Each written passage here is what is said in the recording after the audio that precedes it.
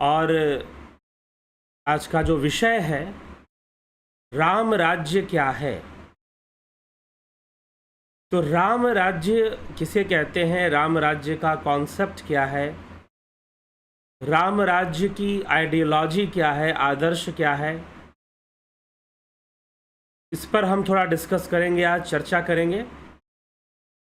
तो लेकिन चर्चा के साथ साथ अभी कथा में भी हम थोड़ा जाएंगे कि कथा क्या कहती है, और कथा के माध्यम से ही हम राम राज्य पर आएंगे। ठीक है। तो रामचरितमानस में जो राम कथा चल रही है, जैसा कि हमने राम कथा सुना कि कल हमने सुना कि कैसे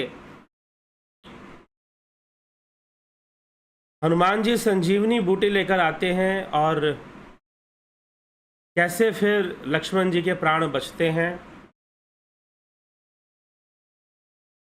ये सारी घटनाएं किस प्रकार से घटती हैं, और उसके बाद जो मेघनाद है वो चला जाता है, वापस लौट जाता है वहाँ से। लक्ष्मण जी को ले जाने का बहुत प्रयास करता है, नहीं ले जा पाता। इधर संजीवनी बूटी से, संजीवनी एक दवा है, एक औषधि है। शायद आयुर्वेद के प्राचीन ग्रंथ हमारे पास होते तो हमें उस औषधि के बारे में पता चलता। वैसे तो रामायण काल में बताते हैं कि जो गिलोय है, गिलोय का नाम आपने सुना होगा। गिलोय का पौधा होता है, और गिलोय आयुर्वेद के अंदर एक बहुत ही महत्वपूर्ण औषधि है। गिलोय क्या है, आयुर्वेद में एक बहुत ही महत्वपूर्ण औषधि होती है गिलोय। तो कुछ लोग गिलोय को भी संजीवनी मानते हैं। तो संजीवनी, लेकिन फिर भी संजीवनी कुछ अलग ही चमत्कारी औषधि थी, जो कि हिमालय के क्षेत्र में आज भी बहुत सारी औषधियां पाई जाती हैं जिसको लोग नहीं जानते हैं। और आयुर्वेद के बहुत सारे प्राचीन ग्रंथ जो हमारे पास शायद उपलब्ध नहीं है, जिनकी सही सही जानकारी हम ले सकें। थोड़ी बहुत जानकारियां कुछ किताबों में मिलती हैं, लेकिन दूसरे किताबों में बहुत सटीक जानकारी ना मिलने के कारण थोड़ी समस्या आती है। चलिए, कोई बात नहीं। तो अब हमें कुछ बातें समझनी है कि इस प्रकार से उनका इलाज होता है सुषेण वैद्य के द्वारा, और वो स्वस्थ हो जाते हैं, और स्वस्थ होकर फिर युद्ध की प्रक्रिया आगे बढ़ती है। युद्ध आगे बढ़ता है, मेघनाद वापस चला जाता है, अपनी शक्तियों को दोबारा इकट्ठा करता है, अर्जित करता है, तपस्या करता है, अपने देवताओं को प्रसन्न करता है, पूजा करता है। तो ऐसे कथा आती है कि जब मेघनाद कुछ दिन के लिए जाता है तो उस समय रावण अपनी सेना को इस प्रकार से खत्म होता देख अपने भाई कुंभकर्ण के पास जाता है और कुंभकर्ण को उठाने का प्रयास करता है। कुंभकर्ण जो कि सोया रहता था, आराम से निद्रासन में रहता था, उसे निद्रा में रहने का ही उसे आनंद आता था, वही चाहता था वो। वैसी तामसी वृत्ति थी उसकी। कुंभकर्ण को उठाता है, कुंभकर्ण के कान के पास ढोल नगाड़े बजवाता है, अच्छे अच्छे व्यंजन पकवान बनवाता है उसके लिए। कुंभकर्ण उठता है और 100 भैंसों का मांस भक्षण करता है। उठने के बाद, खाने के बाद रावण से पूछता है कि भाई तुमने मुझे क्यों उठाया। तो रावण बताता है कि ऐसा ऐसा युद्ध चल रहा है, मैंने ऐसा ऐसा कार्य किया है और युद्ध चल रहा है।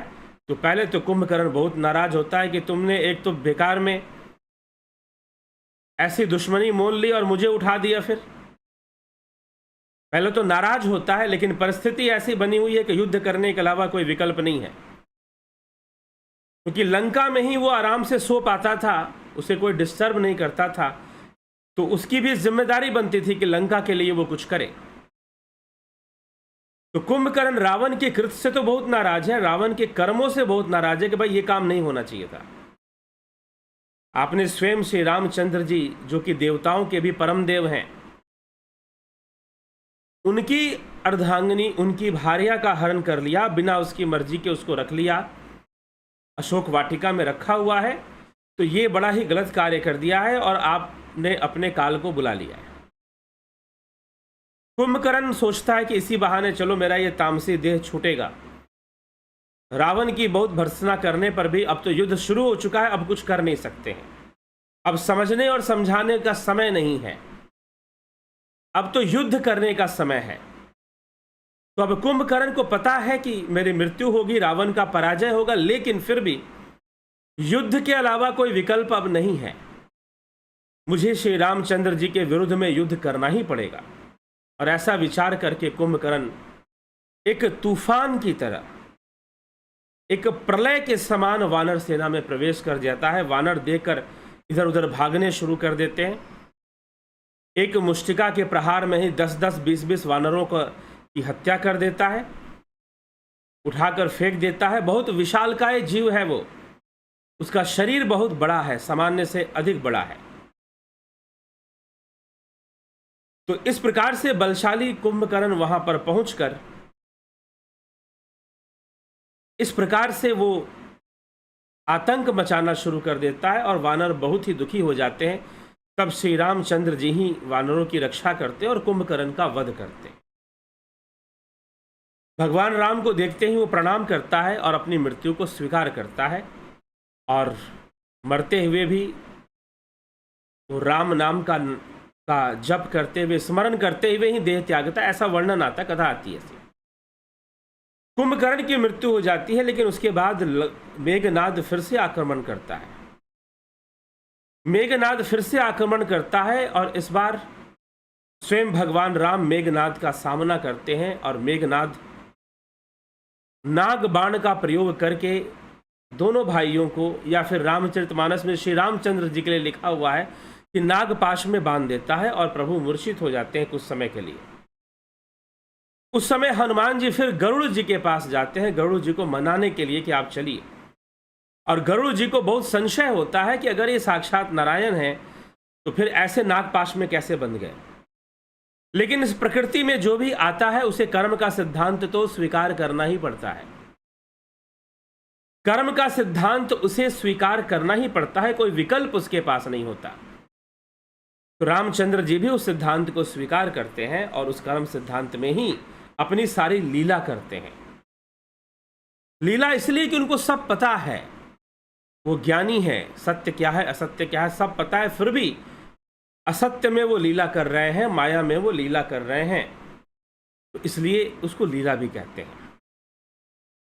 तो इस तरह से रामचंद्र जी लीला करते हैं और मेघनाद के द्वारा फेंके गए नागपाश में बंध जाते हैं। तब गरुड़ जी आकर छुड़ाते हैं और फिर से मेघनाद से युद्ध प्रारंभ हो जाता है। और इस बार लक्ष्मण जी का सामना मेघनाद से होता है और लक्ष्मण जी मेघनाद का वध करने में सफल होते हैं।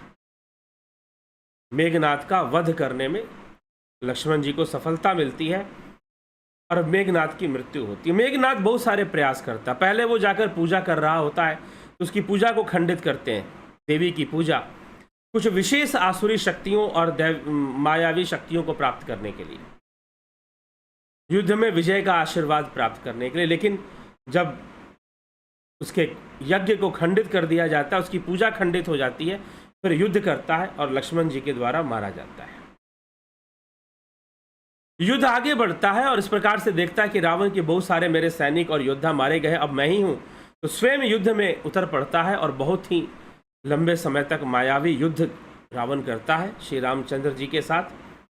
बहुत बड़े रथ पर सवार होकर आता है। तब इंद्रदेव स्वयं अपना रथ भेजते हैं भगवान राम के लिए।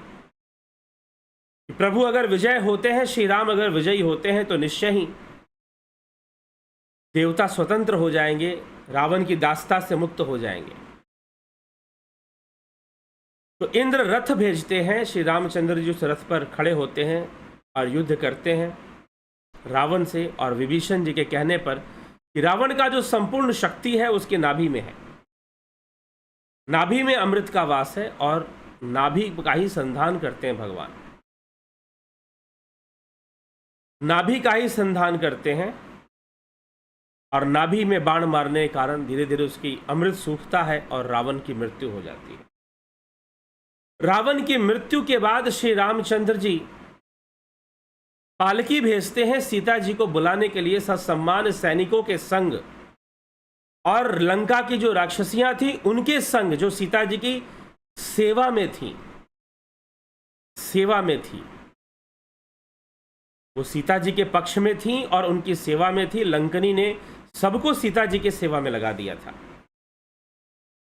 क्षमा करें, लंकनी नहीं, त्रिजटा ने सबको सेवा में लगा दिया था।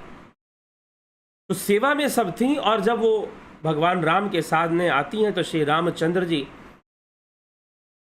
अग्नि परीक्षा की बात करते हैं। और जैसी अग्नि परीक्षा की बात करते हैं, सारी राक्षसियां बहुत दुखी होती हैं कि कैसी अग्नि परीक्षा। हम यहां पर खड़े हैं, जब से सीता आई है तब से हम सीता जी को देख रहे हैं। अशोक वाटिका से वो कभी कहीं गई ही नहीं।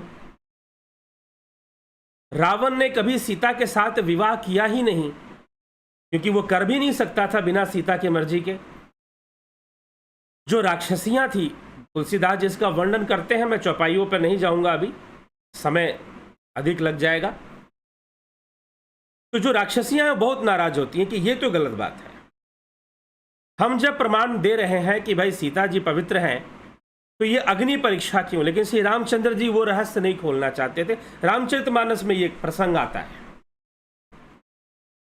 हाँ, रामचरितमानस के उत्तरकांड में सीता निर्वासन का कोई प्रसंग वर्णन नहीं आता है। इस पे हम चर्चा करेंगे, लेकिन आने दीजिए समय। उत्तरकांड आज से प्रारंभ हो रहा है। आज से हम उत्तरकांड पे चर्चा शुरू कर रहे हैं। तो उत्तरकांड में कथाएं कितनी हैं और कौन सी हैं, और उत्तरकांड जो वाल्मीकि रामायण में मिलता है उसमें कौन सी कथाएं हैं, इसमें कौन सी कथाएं हैं, उस पर हम जरूर चर्चा करेंगे। तो श्री रामचंद्र जी अग्नि परीक्षा के लिए कहते हैं। राक्षसियां बहुत बुरा मानती हैं, लेकिन सीता जी तैयार हो जाती हैं। सीता जी तैयार हो जाती हैं, और उसी समय पूरे विश्व के सामने, संपूर्ण वानर सेना के सामने, लक्ष्मण जी के सामने और सबके सामने सीता की पवित्रता प्रमाणित करने के लिए श्री राम जी अग्नि परीक्षा लेते हैं। लेकिन एक दूसरा सत्य भी है इस पक्ष का।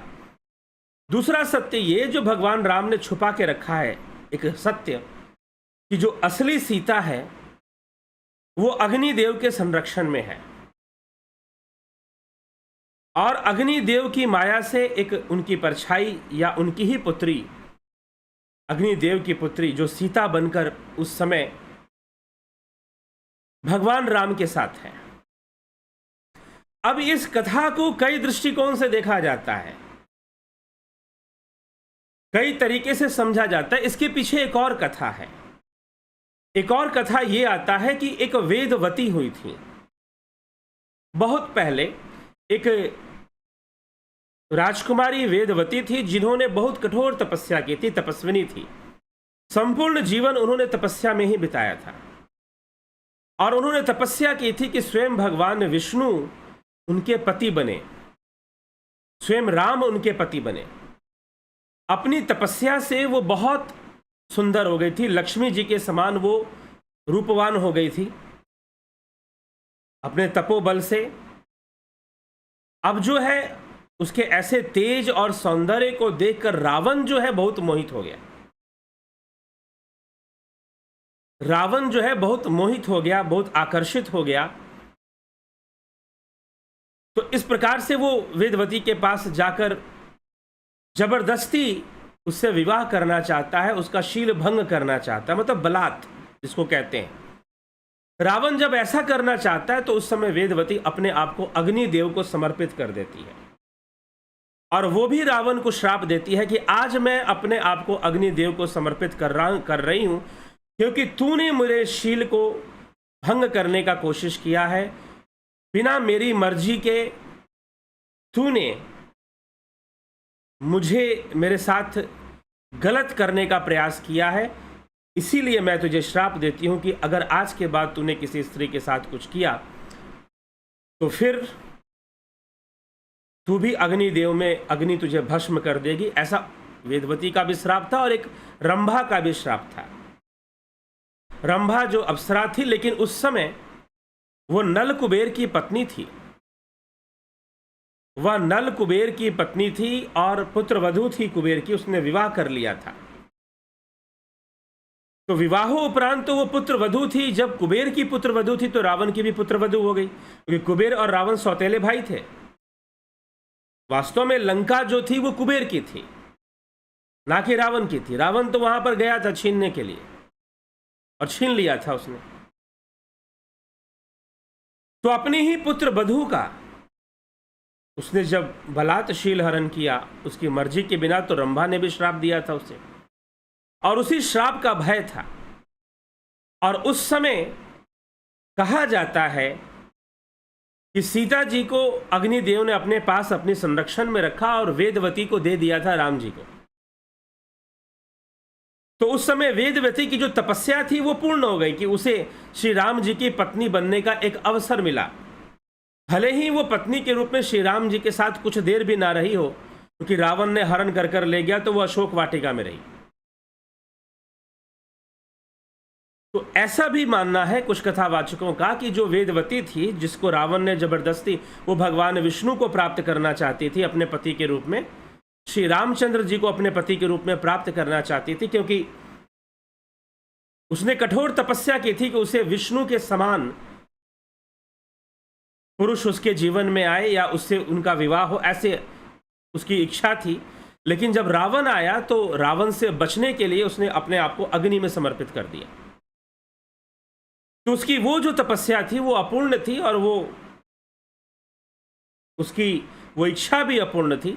तो कहा जाता है, कुछ विद्वानों का यह भी मानना है कि वो अग्नि की पुत्री हुई और अग्निदेव ने वेदवती को सीता के रूप में स्थापित किया था और सीता जी को अपने पास रखा था। तो श्री रामचंद्र जी को सीता जी को अपने साथ लेना था, यह जानते हुए कि हाँ भाई, ये जो मेरी पत्नी के रूप में वहाँ गई है, ये मेरी पत्नी बनना चाहती थी इसलिए गई है, उसे एक अवसर मिला है, परंतु अब अगले जन्म में ही यह संभव हो पाएगा। जो ऐसी, तब कहते हैं कि भगवान कृष्ण ने ये इच्छाएं पूरी की थी। तो चलिए, अलग पक्ष है वो कथा का। लेकिन यहाँ पर मुख्य बात यह है कि भगवान राम को अपनी सीता अग्निदेव से वापस लेनी थी, और इसको रहस्य भी बनाए रखना था। इस रहस्य को का उद्घाटन नहीं करना था, उस समय नहीं करना था जिस समय ये घटना घटी थी। तो उस समय अग्नि परीक्षा का नाम भगवान ने कहा कि अग्नि से गुजरना पड़ेगा सीता को। और उस समय सीता जो वेदवती थी या अग्नि की पुत्री थी, वो अग्नि में चली जाती है, और जो देवी सीता है वो अग्नि देव के संरक्षण में थी, तो वो वहां से वापस आ जाती हैं और श्री रामचंद्र जी के पास मिल जाती है। तो अब इसमें प्रश्न आएगा कि भाई, अग्निदेव की पुत्री होना और अग्निदेव का संरक्षण होना ये कैसे संभव है? ये तब संभव है जब आपके पास योग बल होगा, जब आप योग सिद्ध होंगे, जब आपकी चेतना जो है इवॉल्व कर चुकी होगी। योग सिद्धि, किसी ने योग सिद्धि के बारे में मुझसे पूछा, क्या योग सिद्धि होती है? अनिमा, लघिमा, गणिमा, ये जो सदियां हैं कि बड़े हो जाना, छोटे हो जाना, गायब हो जाना, हल्का हो जाना, भारी हो जाना, जैसे हनुमान जी हो जाते थे। अष्ट सिद्धि नवनिधि के दाता, ये सिद्धियां क्या होती हैं? संक्षेप में मैं इसको भी ले लेता हूं। किसी ने प्रश्न किया था, यद्यपि विभूति पाद में, पतंजलि योग सूत्र के विभूति पाद में इसकी चर्चा आती है, और हम योग शास्त्र पर चर्चा करेंगे तो इसके बारे में और अच्छे से बताएंगे। लेकिन पहले भी मैंने बता रखा है, लेकिन शायद उसका उतना विस्तार वहां पर नहीं है। लोगों के प्रश्न नहीं थे, लेकिन कई लोगों ने प्रश्न किए, इस विषय को और समझना है तो चर्चा करेंगे। तो चलिए, वास्तव में सिद्धियां क्या है? सिद्धियां एक परिपक्वता है। जब किसी कार्य को करते करते आप बहुत परिपक्व हो जाते हैं तो उस कार्य की सिद्धि आपके पास आ जाती है। वैसे ही साधना करते करते, ध्यान योग करते करते, अष्टांग योग का अभ्यास करते करते आप चेतना के उस स्तर पर चले जाते हैं जहां आप इंद्रियों का बंधन तोड़ देते हैं। आप अपनी एकाग्रता शक्ति से वो भी देख सकते हैं, वो भी जान सकते हैं जो ये इंद्रियां नहीं जान सकती, जो ये इंद्रियां नहीं देख सकती।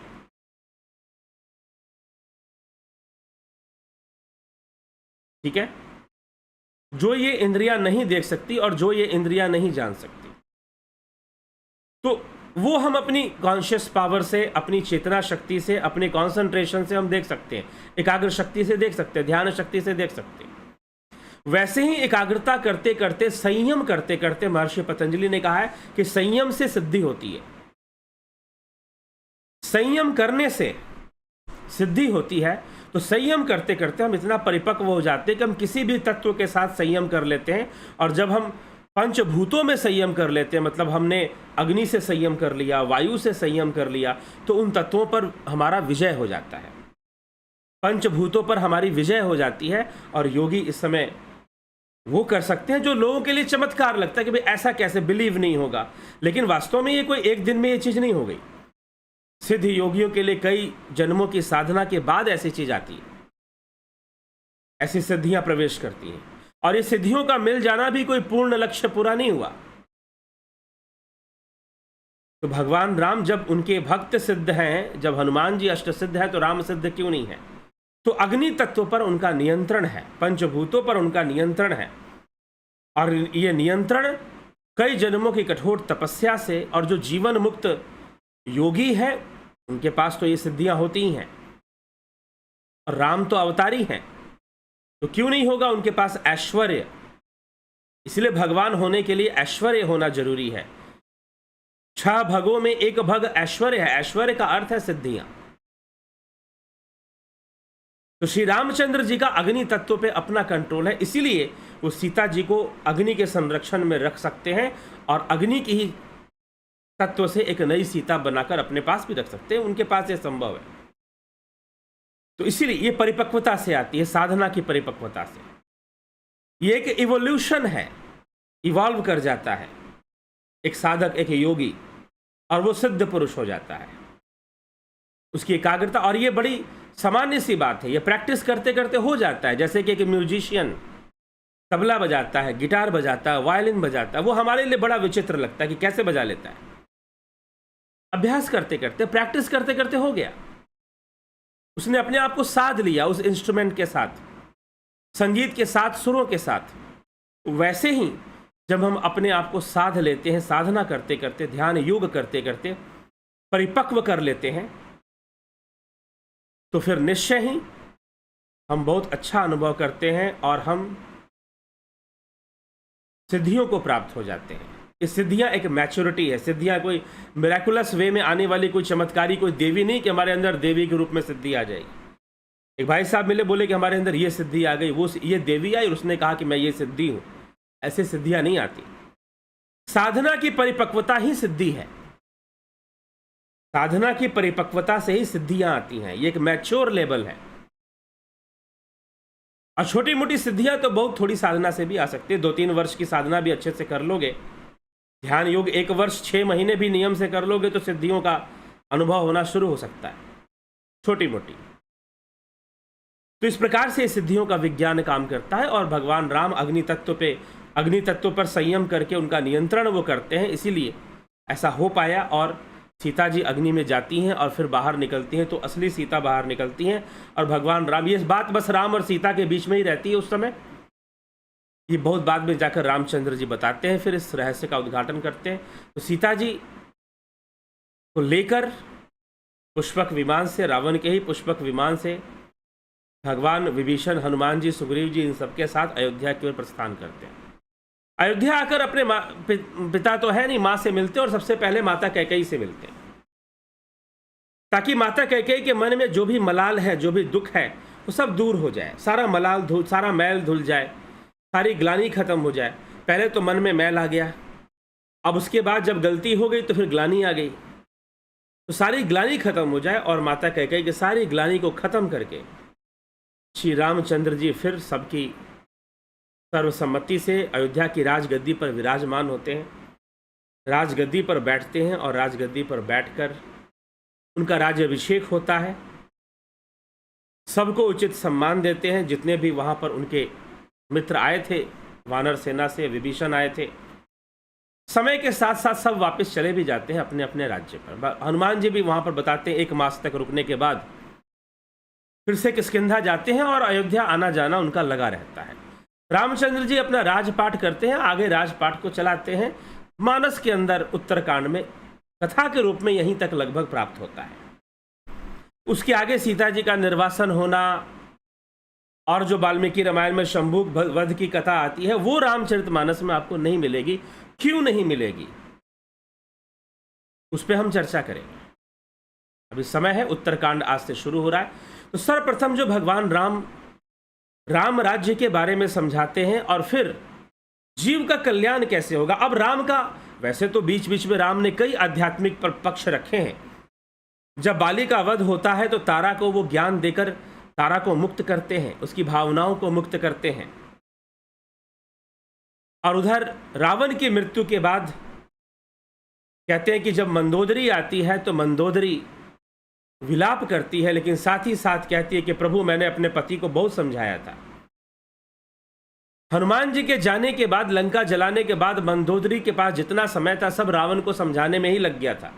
एक बार नहीं, कई बार ऐसा वर्णन रामायण में आता है कि मंदोदरी समझा रही है रावण को, बार बार समझा रही है। तो उसे दुख भी होता है लेकिन उसे प्रसन्न भी होता है, उसे वो प्रसन्न भी होती है। और वो कहती है कि जो गति बहुत तपस्या कर कर तपस्वियों को जल्दी प्राप्त नहीं होती है, प्रभु आपने मेरे पति को वो गति दे दी है, इसलिए मैं खुश हूं, प्रसन्न हूं, मुझे कोई दिक्कत नहीं है। सब जानती थी, उससे कुछ छुपा हुआ नहीं था।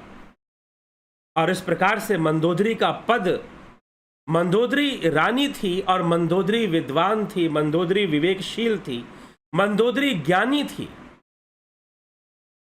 और मंदोदरी नीति को बहुत भली भांति समझती थी। पूरे लंका में उस जैसी कोई विवेकपूर्ण स्त्री नहीं थी। इसलिए लंका के भलाई के लिए भगवान राम ने, कहते हैं, कथा आती है दूसरे रामायणों में, मानस में तो नहीं है ऐसी कथा, लेकिन भगवान राम ने मंदोदरी का विवाह विभीषण से करवाया और मंदोदरी को पुनः महारानी के रूप में प्रतिष्ठित किया, ताकि उसका पद उससे नहीं जाना चाहिए। क्योंकि ऐसी रानियों का होना, ऐसी वीरांगनाओं का होना जो है ये जरूरी है। तो देखिए, एक तरफ मंदोदरी का चरित्र है और एक तरफ सावित्री का चरित्र है। सावित्री भी अपने तपोबल से अपने पति की रक्षा करती है, यमराज से बचाती है। मंदोदरी भी प्रयास करती है, लेकिन वो अपने आप को सौभाग्यवान मानती है कि अगर उसके पति की मृत्यु हुई है तो भगवान राम के कारण हुई है।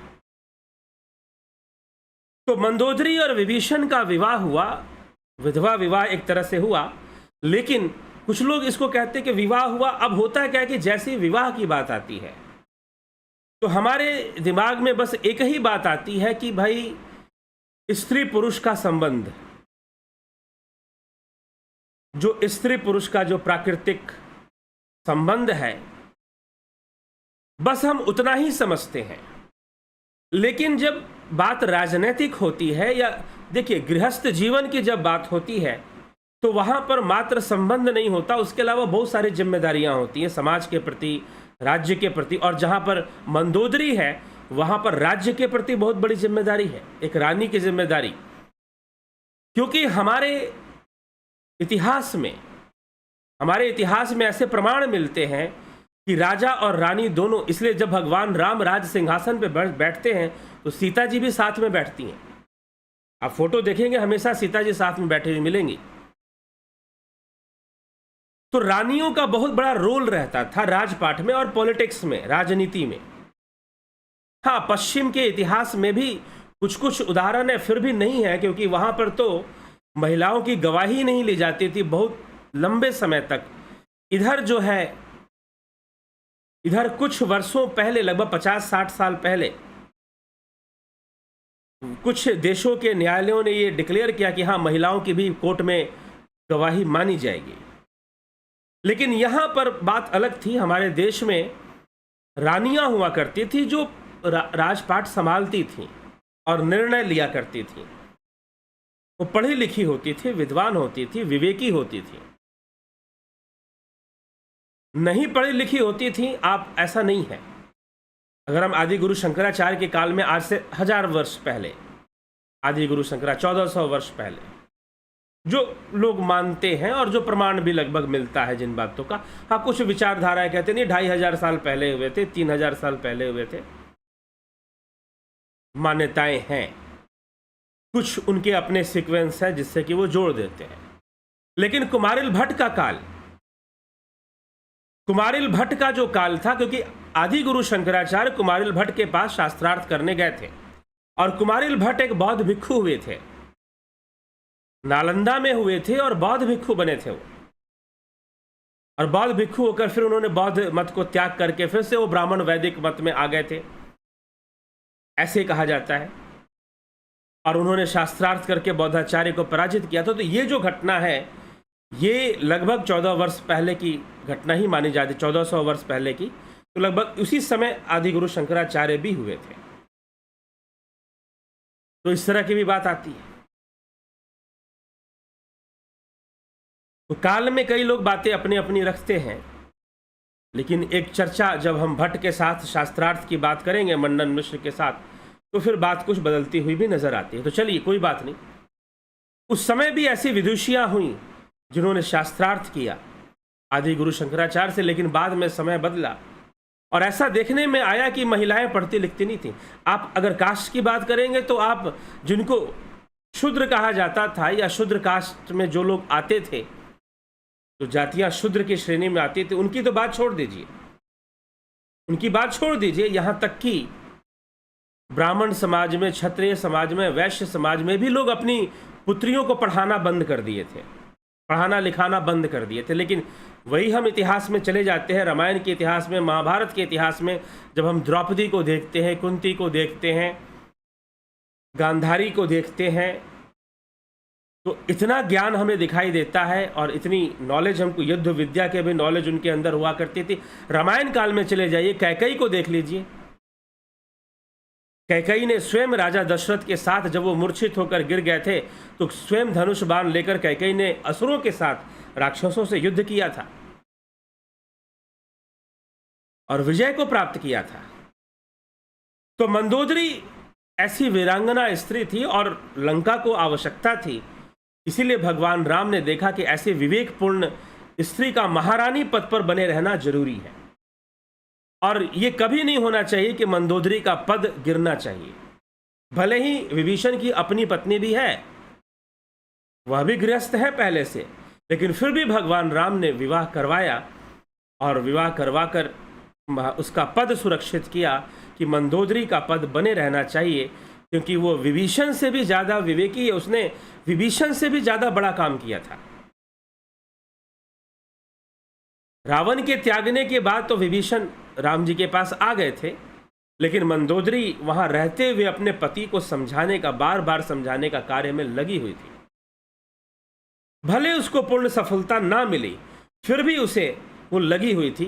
तो उसका महारानी पद पे बने रहना बहुत ही जरूरी था। वो लंका के लिए बहुत जरूरी था, लंका की रक्षा के लिए बहुत जरूरी था। इसीलिए भगवान राम ने यह निर्णय लिया था कि विभीषण का विवाह भी मंदोदरी से हो जाना चाहिए और यह विवाह करवाकर जो है विभीषण को राजा बनाया था। तो ये इसके पीछे मनसा थी, ये इसके पीछे उद्देश्य था। लेकिन जिनकी बुद्धि कलुषित है, जिनकी नजर बस उसी पॉइंट पे जाती है, संबंध, इसके अलावा उनको दुनिया ही नजर नहीं आती है, तो बुद्धि तो गंदगी भरी है, दिमाग में तो गंदगी ही नजर आएगी ना। और देखोगे क्या? ये देखा ही नहीं पाओगे कि मंदोदरी का चरित्र क्या है, मंदोदरी की क्षमता क्या है, मंदोदरी की आवश्यकता क्या, ये तुम नहीं देख पाओगे। तुमको बस इतना ही नजर आएगा कि भाई दोनों का विवाह कर दिया। विवाह का अर्थ अलग होता है और शादी का अर्थ अलग होता है, ठीक है। भारतीय समाज में विवाह का उद्देश्य मात्र संबंध नहीं होता है। गृहस्थ जीवन, इसीलिए गृहस्थ जीवन की महिमा गाई गई है, लेकिन गृहस्थ जीवन की महिमा इसलिए नहीं गाई गई है क्योंकि आपको इसमें जो है स्त्री और पुरुष को संबंध बनाने की छूट है, इसलिए नहीं गाई गई है। और जो सन्यासी बन जाते हैं, ब्रह्मचारी रहते हैं, उन्हें छूट नहीं होती है, इसलिए महिमा नहीं गाई गई है, ये समझिएगा। तो बहुत सारी दूसरी बातें हैं। एक स्त्री और पुरुष मिलते हैं तो एक ही उद्देश्य नहीं होगा कि वो इसी उद्देश्य से मिलेंगे, दूसरे भी कई उद्देश्य हो सकते हैं। हो सकता है कि वो बहुत विशेष विषय पर काम कर रहे हो, कार्य कर रहे हो, और जहां पर वो दोनों उस एक विषय को जानते हो और इसलिए साथ रहते हो। लेकिन मनुष्य की जो कलुषित बुद्धि है वो उससे आगे सोच नहीं पाती है, वो उतना ही सोचती है। वो आप छोड़ दीजिए, मैंने ऐसे वृद्ध लोगों को देखा जो वहीं तक सोचते हैं, उससे आगे सोचते ही नहीं है। आप युवाओं की बात छोड़ दीजिए। तो कुल मिलाकर सच्चाई क्या थी कि मंदोदरी की आवश्यकता लंका को थी, लंका को थी, और मंदोदरी का महारानी पद पर बने रहना अत्यंत आवश्यक था। और इसीलिए भगवान राम ने विभीषण से विवाह कर दिया। कि विवाह नहीं करवाते तो शायद महारानी नहीं स्वीकार करती लंका की जनता, और कहती कि भाई विभीषण, कई लोग उसको रोकने की कोशिश करते कि भाई लंका नहीं, विभीषण राजा बन रहा है तो उनकी पत्नी होगी ना, ये घटना आ जाती। तो इसीलिए पति और पत्नी, आदमी और औरत का अर्थ अलग होता है, पति पत्नी का अलग और अर्थ होता है, मियां बेगम का अलग अर्थ होता है। पति रक्षा करने वाला और पत्नी रक्षा करने वाली, ये विषय है, यहां पर फोकस पॉइंट है। तो हमें इसलिए सबसे ज्यादा उच्च मानसिकता रखने वाला हमारे शास्त्र हैं जो कि अलग दृष्टिकोण देते हैं, और मंदोदरी का यह महत्व था, इसी कारण से उन्होंने यह विवाह करवाया। लेकिन एक सोच बिगड़ती गई लोगों की, और एक वो अलग दृष्टिकोण पर लोग आकर टिक गए, और लोगों ने बहुत कुछ इस ढंग से देखना शुरू किया। अब जो है लोगों का योग बल, योगी का योग बल और उसके कर्म, क्योंकि योगी तो बहुत ढंग से, और जो योग बली है वो तो किसी चीज़ की चिंता ही नहीं करता कि आप उसे कुछ कहोगे, मानोगे नहीं मानोगे। लेकिन बाहरी प्रदर्शन पर हम इतने ज़्यादा निर्भर हो गए। मैंने खूब इस विषय पर रिसर्च किया, ब्रह्मचारियों से मिला जिन्होंने आजीवन विवाह नहीं किया, कभी किसी स्त्री का संग नहीं किया, आश्रम में सारा जीवन बिता दिया। मैं उनके चरणों पर गिरकर उनको प्रणाम करता था कि आप बहुत बड़े महापुरुष हैं, सिद्ध पुरुष हैं, आपने विवाह नहीं किया, कभी किसी स्त्री का संग नहीं किया, 60 वर्ष। लेकिन उनके साथ जब मैं महीना भर रहा और देखा कि भैया ठीक है, इन्होंने विवाह तो नहीं किया, लेकिन मानवीय और इंद्रियों की समस्याएं इनके साथ भी हैं, इनके साथ भी हैं। और जब समस्या रहनी है तो दुनिया के नज़र में तुम ब्रह्मचारी बनकर अपनी पूजा करवा लो, दान बटोर लो, लेकिन आध्यात्मिक रूप से तो तुम वही के वही हो, चाहे कितने भी ब्रह्मचारी गिने जाओ, कुंठा से भरे हुए हो। इससे बढ़िया तो वो विश्वामित्र थे जिनकी तपस्या भंग करने मेनका आ गई और उनका संबंध बना और शकुंतला पैदा हो गई, वो फिर भी सिद्ध रह गए, और तुम तो ब्रह्मचर्य पालन करके भी कुंठा में रह गए। हाँ, लेकिन एक इमेज जरूर बनी हुई है कि तुम ब्रह्मचारी हो, और 4 लोग तुम्हारे चरण पे गिर रहे हैं और तुमको दान दक्षिणा भी दे ही रहे हैं। तो विषय क्या है कि मंदोदरी और विभीषण कोई युवा नहीं है, दोनों परिपक्व हैं, दोनों परिपक्व हैं, और दोनों सही हैं अपनी जगह पर, दोनों समझदार हैं, और दोनों का मन जो है भक्ति से परिपूर्ण है। इसीलिए भगवान राम ने यह निर्णय लिया और विवाह करवाया मंदोदरी का विभीषण से, और मंदोदरी को महारानी के पद पर फिर से प्रतिष्ठित किया। यह सत्य है, और वो जरूरी था, वो एक राजनीतिक आवश्यकता थी लंका की।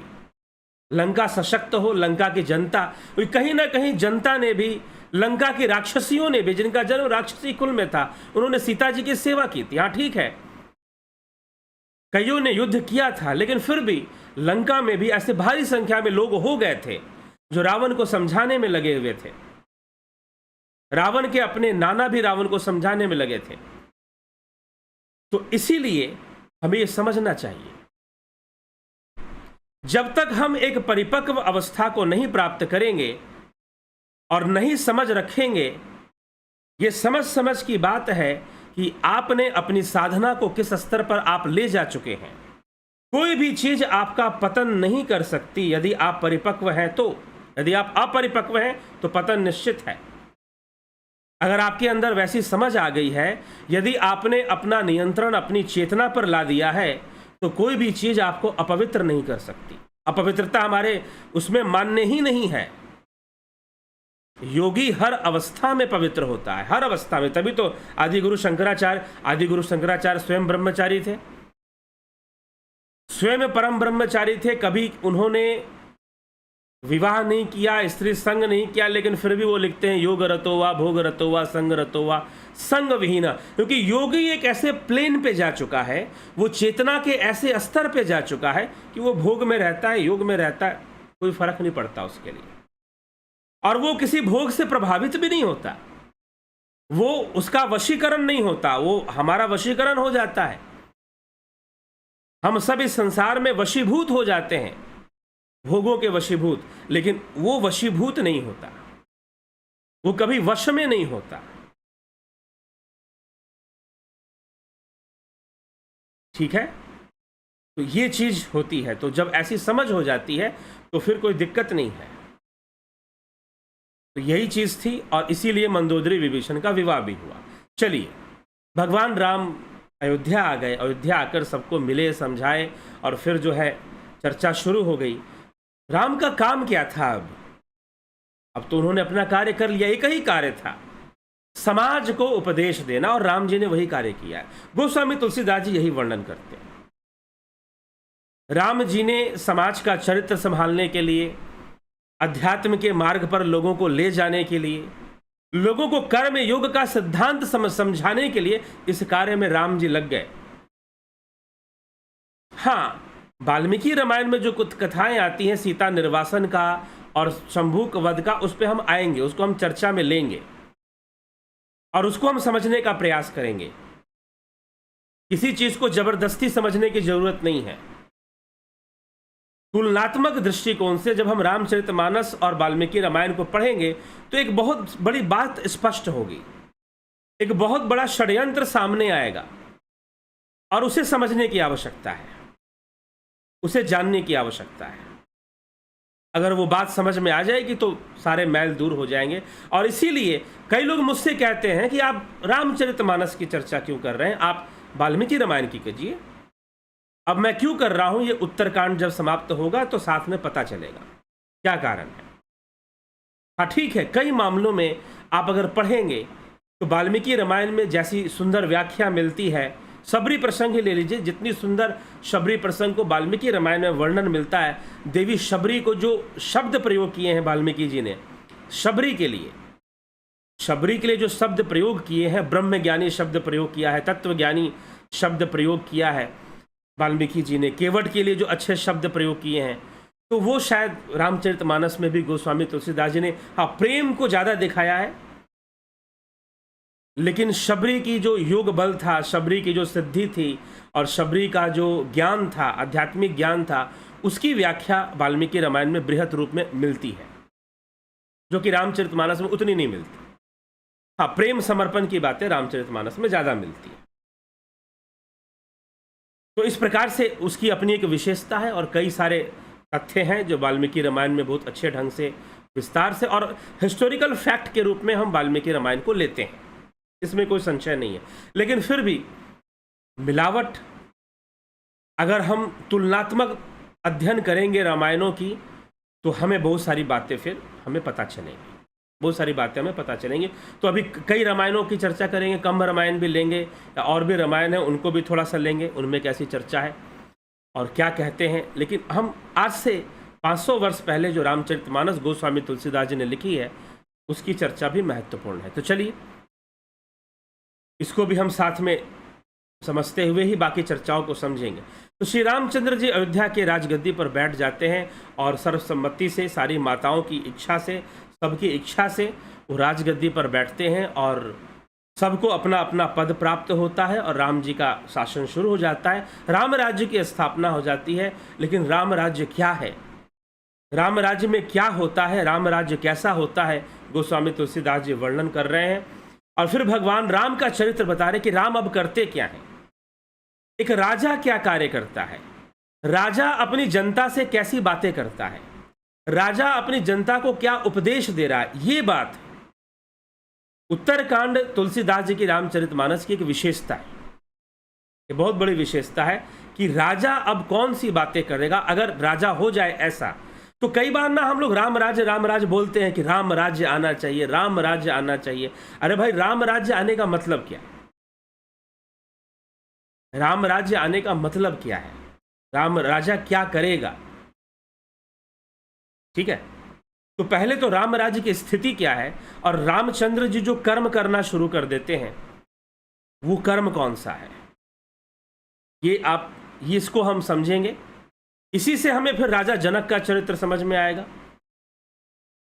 और बहुत सारी चीजें। राजा जनक को क्यों विदेह कहा जाता है, क्यों उनको राज ऋषि कहा जाता है, कि ऐसा राजा जो ऋषि भी है साथ में। तो राम भी राज ऋषि है, राम को भी राज ऋषि माना गया है। राज ऋषि सबको नहीं माना जाता, हर राजा को राज ऋषि नहीं कहा जाता। कुछ ही राजा होते हैं जिनको राजा के साथ ऋषि भी जोड़ा जाता है कि ये राज ऋषि हैं। सिर्फ राजा नहीं है, राजा होने के साथ ये ऋषि भी हैं। तो ऐसा कौन सा कार्य है जिसके कारण उनको राज ऋषि की पदवी मिलती है, जो कि राजा से भी बड़ी मानी जाती है। तो ये रामचंद्र जी के अंदर आएगा, तो उसको भी हम देखेंगे। क्योंकि रामचंद्र जी क्या करते हैं, अपनी जनता का आध्यात्मिक उत्थान करते हैं, आध्यात्मिक उत्थान शुरू कर देते हैं। मतलब कि सारी जनता को आध्यात्मिक साधना में लगाना, भक्ति में लगाना, निष्काम कर्म योग में का उपदेश करना, ये राजा कर रहा है। जबकि ये तो गुरुजनों का काम होता है, लेकिन ये काम राजा कर रहा है, ऐसा वर्णन आता है। तो चलिए ठीक है, हम देखते हैं कि क्या कहते हैं तुलसीदास जी, किस भाषा में वो लिखते हैं राम राज्य के बारे में। तो उत्तरकांड की ये चर्चा है और उत्तरकांड यहीं से प्रारंभ होता है। ठीक, तो अयोध्या के लोग बड़े प्रसन्न हो गए, बड़े खुश हो गए कि राम राजा बन गए, और वो यही चाहते थे। अब तो राम की प्रतिष्ठा पहले से भी ज्यादा बढ़ गई है। रावण का वध करने के बाद राजनीतिक रूप से राम जो है विश्व सम्राट बन गए, विश्व सम्राट बन गए। क्योंकि सारी जिसका शासन चलता था, जिससे सब डरते थे रावण से, उसका वध उन्होंने कर दिया है। तो राजनीतिक रूप से वो विश्व सम्राट भी बन चुके हैं, तो और अयोध्या के राजा भी हैं। तो लेकिन राम राज्य कैसे स्थापित होता है, तो तुलसीदास जी लिखते हैं कि राम राज बैठे त्रैलोका, हर्षित भय गए सब शोका, बैरु न कर काहू सन कोई, राम प्रताप विषमता खोई। श्री रामचंद्र जी के राज्य में प्रतिष्ठित होने पर तीनों लोक हर्षित हो गए, उनके सारे शोक जाते रहे, कोई किसी से वैर नहीं करता। बैरु न कर काहू सन कोई, राम प्रताप विषमता खोई। श्री राम जी के प्रताप से विषमता खत्म हो गई। विषमता क्या है? जहां पर ऊंच नीच की भावना है, जहां पर छोटे बड़े की भावना है, जहां पर छुआछूत है, जहां पर शोषण है, जहां पर कोई बहुत गरीब है तो कोई बहुत अमीर है, यह विषमता है। हाँ ठीक है, लोग अपने अपने गुणों के साथ जन्म लेते हैं, किसी की प्रतिभा अलग है, कोई बहुत अधिक धन कमा सकता है, कोई बहुत कम ही धन कमा पाता है, लेकिन फिर भी कोई गरीबी की अवस्था में ना रहे। ये राम राज्य की विशेषता है। सबको बराबर का हक मिले, लेकिन उसमें भी योग्यता महत्वपूर्ण अवश्य होती है। कोई ज्यादा योग्य है तो फिर प्रकृति उसको ज्यादा देगी ही देगी, उसमें क्या कर सकते हैं। तो इस प्रकार से अपनी योग्यता अनुकूल कोई भूखा भी ना मरे, लेकिन कोई ज्यादा योग्य है तो उसको तो उसी अनुसार उसको पद देना पड़ेगा, उसको कार्य देना पड़ेगा। तो रामराज ने न्याय उचित विषमता को दूर कर दिया और समता की स्थापना कर दी। विषमता को खत्म कर समता की स्थापना मानी जाती है। पैरु न कर काहू सन कोई, राम प्रताप विषमता खोई। वर्ण आश्रम निज निज धर्म, निरत वेद पथ लोग, चलहि सदा पावहि सुकहि, नहीं भय शोक न रोग। सब लोग अपने अपने वर्ण और आश्रम के अनुकूल धर्म में तत्पर हुए सदा वेद मार्ग पर चलते रहे। वर्ण और आश्रम के अनुकूल, आश्रम क्या है, वर्ण क्या है। आश्रम है, 4 आश्रम है, ब्रह्मचर्य, गृहस्थ, वानप्रस्थ और सन्यास। इसी आश्रम की पालना करते थे लोग। तब उस समय ऐसे सन्यासी नहीं होते थे जो आपको बुद्ध के समय दिखाई देते हैं, या शंकराचार्य के सन्यासी जो किसी भी उम्र में सन्यासी बनते थे। तब लोग सन्यासी नहीं हुआ करते थे। पहले ब्रह्मचर्य का पालन, अब ब्रह्मचर्य में वो गृहस्थ जीवन शिक्षाएं लेते थे कि कैसे हमें जीवन जीना, आर्ट ऑफ लिविंग सीखते थे। इसीलिए इसे ब्रह्मचर्य कहा गया कि वो 25 वर्षों तक ब्रह्मचर्य का जीवन जीते थे। और ब्रह्मचर्य का जीवन जीने का अर्थ एक ये तो है ही कि वह विवाहित जीवन, विवाह नहीं करते थे 25 वर्षों की उम्र तक, वह विवाह नहीं करते थे। और साथ ही साथ लोग जो है शिक्षा प्राप्त करते थे, जीवन को समझने का प्रयास करते थे। वो सिर्फ पैसा कमाने का और नौकरी पाने का शिक्षा नहीं लेते थे। आजकल लोगों के साथ समस्या क्या है?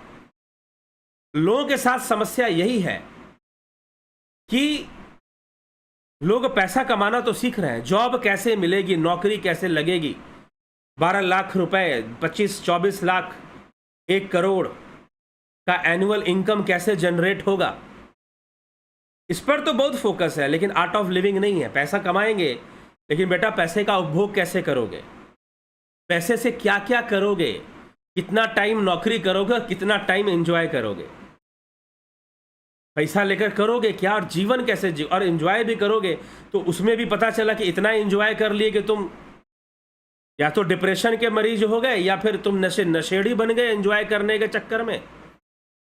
तुम इतना एंजॉय कर लिए, इतने मजे लूट लिए तुमने कि तुम बाद में को लगने लगा भाई चरस गांजा पीना शुरू कर दो। अब लोग चरस गांजा पीते, आप सोच लो, आप सुनते होंगे कि भाई किस प्रकार से ये जो बॉलीवुड और सिनेमा में किस प्रकार से ये सब ड्रग्स का धंधा चलता है। आप न्यूज़ देख चुके हैं, 2-3 साल से खूब आ रहा है, भूल मत जाना, स्मरण दिला रहा हूं कि वहां पर ये सब चलता है। तो फिर जब ये सब चलता है और इतना पैसा है तो भाई तुम्हें क्या करने, जब तुम्हें गंदगी में ही मुंह मारना था, जब तुम्हें तंबाकू में ही मुंह मारना था, जब तुम्हें चरस और गांजे में ही मुंह मारना था, इतना पैसा क्या इसीलिए कमाए थे, चरस गांजे में मुंह मारने के लिए? क्या इसीलिए कमाए थे? प्रश्न ये उठता है। तो अगर तुम धन कमाकर यही करने वाले हो तो कमाए किस लिए फिर? ठीक, और तुम्हें जीवन जीना सिखाया नहीं गया। तो वो जो 25 साल का जो ब्रह्मचर्य होता था, 25 साल का जो आश्रम हुआ था, वो भैया जीना सिखाया जाता था, जीना सिखाया जाता था। इसीलिए जब ये घटना आई कि राजा दशरथ की 3 पत्नियां थीं, तो भैया राजा दशरथ की 3 पत्नियां थीं, उन्होंने 25 वर्ष का ब्रह्मचर्य पालन किया था। और वो जो रानियां थी उन्होंने भी जो ऋषियों की पत्नियां अरुंधति और दूसरे, उनसे शिक्षा प्राप्त करती थी, सारी शिक्षा प्राप्त करती थी गृहस्थ जीवन के विषय में, गृहस्थ जीवन में पति के साथ कैसे रहना है, और जो ब्रह्मचर्य पालन करने वाले जो थे उन्हें पत्नी के साथ कैसे रहना है, किस प्रकार से रहना है, गृहस्थ जीवन में रहते हुए भी कामासक्त नहीं होना है, अपना पतन नहीं करना है। ये सारी शिक्षाएं ये पहले ही समझा, आर्ट ऑफ लिविंग पूरा सिखा दिया जाता था कि सोशल रिलेशनशिप कैसे मेंटेन करना है, फैमिली रिलेशनशिप कैसे मेंटेन करना है, अगर राजा है तो पॉलिटिकल रिलेशनशिप कैसे मेंटेन करना है, यदि वैश्य है तो बिजनेस रिलेशनशिप कैसे मेंटेन करना है, यदि शूद्र है तो जॉब कैसे करना है, क्योंकि शूद्र का काम है सर्विस क्लास के अंदर, तो वो जॉब करेगा। तो भाई अपने बॉस के साथ कैसे डील करना है, इन सारी बातों की शिक्षाएं मिल जाया करती थी। सिर्फ नौकरी कैसे पाना है यही नहीं सिखाया जाता था, लेकिन रिलेशनशिप कैसे मेंटेन करना है सब सिखा दिया जाता था आश्रम के अंदर, ब्रह्मचर्य आश्रम के अंदर। तो इसीलिए वो राजा अगर 2 विवाह भी किए हैं, 3 विवाह भी किए, तो उनका कोई पतन नहीं होता था, क्योंकि लोगों के अंदर इतनी समझ होती थी। लेकिन आज के समय में ऐसी कोई शिक्षा व्यवस्था नहीं है, ऐसा कोई एजुकेशन सिस्टम नहीं है कि जो विवाह के पहले युवाओं को समझाए कि वैवाहिक जीवन में किन किन बातों का ध्यान रखना और कैसे रहना है। जितना वो अपने माता पिता को देखकर या फिर कुछ और अपने दादा दादी और अपने परिवार के सदस्यों को देखकर सीखते हैं, उतना ही समझते हैं। और कई बार वो देख लेते हैं कि भाई उनके माता पिता तो हमेशा झगड़ते रहे, लड़ते रहे, टेंशन में रहे, उन्होंने डाइवोर्स भी लिया, तो बेचारा बच्चा क्या देखेगा, जो देखा वो सीख गया, उसने भी वही लाइफ अपना लेकर चलता है। मैं भी शादी करूंगा, डाइवोर्स लूंगा, दोबारा करूंगा, तिबारा करूंगा, डाइवोर्स दूंगा, ये करूंगा, वो करूंगा। ठीक है, तो कोई शिक्षा ही नहीं है, कोई एजुकेशन ही नहीं है। एजुकेशन तो इस बात की है तुम पैसा कैसे कमाओगे, और एजुकेशन इस बात की तुम नौकरी कैसे कमाओगे। सारे कोर्सेस आप देख लो, ये नौकरी के कोर्सेस तो वो नौकरी के कोर्सेस, तो तुम कुल मिलाकर तो नौकर ही बनोगे और नौकरी करोगे और तुम वही सीखोगे। और बहुत सारी चीज़ें जो सीखनी चाहिए थी जीवन में, एक अच्छा जीवन जीने के लिए, एक आध्यात्मिक जीवन जीने के लिए, कि तुम गृहस्थ में रहते हुए भी अपना आध्यात्मिक उत्थान कर सको, अपना स्पिरिचुअल डेवलपमेंट भी साथ में कर सको, ऐसी कोई शिक्षा आपको नहीं दी जाती है। रिलेशनशिप मेंटेन करने की कोई शिक्षा नहीं दी जाती है, और नहीं दी जाती है तो समाज का पतन होता है। बहुत जल्दी जो लोग हैं रिलेशनशिप में जाते हैं, टूटते हैं, बनते हैं, गर्लफ्रेंड बनते हैं, बॉयफ्रेंड बनते हैं, फिर शादियां कभी और करते हैं, शादी करने के बाद भी बहुत कुछ बनते हैं, और फिर दुखी भी होते हैं, डिप्रेशन में भी आते हैं, मानसिक रोगी भी बन जाते हैं, साइकोलॉजिकल डिजीजेज हो जाती हैं, किसी को स्किज़ोफ्रेनिया हो जाती है, कोई डिप्रेशन में जाता है, कोई कहीं जाता है, कोई कुछ हो जाता है, बहुत तरह की चीज़ें हो जाती हैं। ठीक है, तो ये सब सारी चीज़ें हमें आ जाती हैं, तो क्योंकि कोई एजुकेशन नहीं, कोई समझ पैदा नहीं की गई है, इसीलिए ऐसा होता है। और पहले आश्रम वर्ण के अनुसार, तो कहने का मतलब यही है कि सब अपने अपने कर्तव्यों का पालन करते थे। आश्रम वर्ण कहने का मतलब है अपने अपने कर्तव्यों का लोग पालन करते थे जहाँ भी उनकी ड्यूटी थी, और बड़े शांति से रहते थे, बड़े सुखपूर्वक रहते थे। क्यों सुखपूर्वक रहने के पीछे कारण था कि जनता का आध्यात्मिक उत्थान होता था, जनता का आध्यात्मिक उत्थान होता था। और वो रामचंद्र जी खुद प्रवचन कर रहे हैं, खुद पुनर्जन्म, मनुष्य देह के महत्व के बारे में रामचंद्र जी, सब आएगा अभी आगे, तुलसीदास जी ने लिखा है।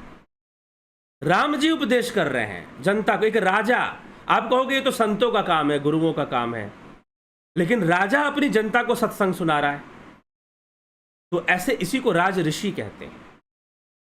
वो राजा भी है और समाज का गुरु भी है, वो दोनों है।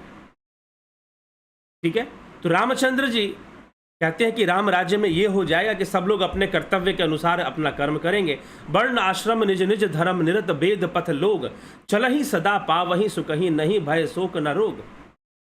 सब लोग अपने अपने वर्ण और आश्रम के अनुकूल धर्म में तत्पर हुए सदा वेद मार्ग पर चलते हैं और सुख पाते हैं। उन्हें ना किसी बात का भय है, ना शोक है, और ना कोई रोग ही सताता। रोग नहीं होता, क्योंकि भाई जब भोग में वृत्ति नहीं है तो रोग कैसे होगा। और जो भोग कर भी रहे हैं वो अपने विवेक से कर रहे हैं। अगर मान लो, देखिए, भोग से रोग पैदा होता है, लेकिन यदि तुम विवेक, अगर खाना स्वादिष्ट भोजन करना अच्छी बात है, लेकिन अगर तुम्हारे पास विवेक है तो तुम स्वादिष्ट भोजन भी करोगे और रोगी भी नहीं बनोगे। बस यही समझ पैदा करनी है अपने भीतर, तुम्हारा कुछ भी नहीं बिगड़ेगा। ठीक है, तो ये चीज होती है।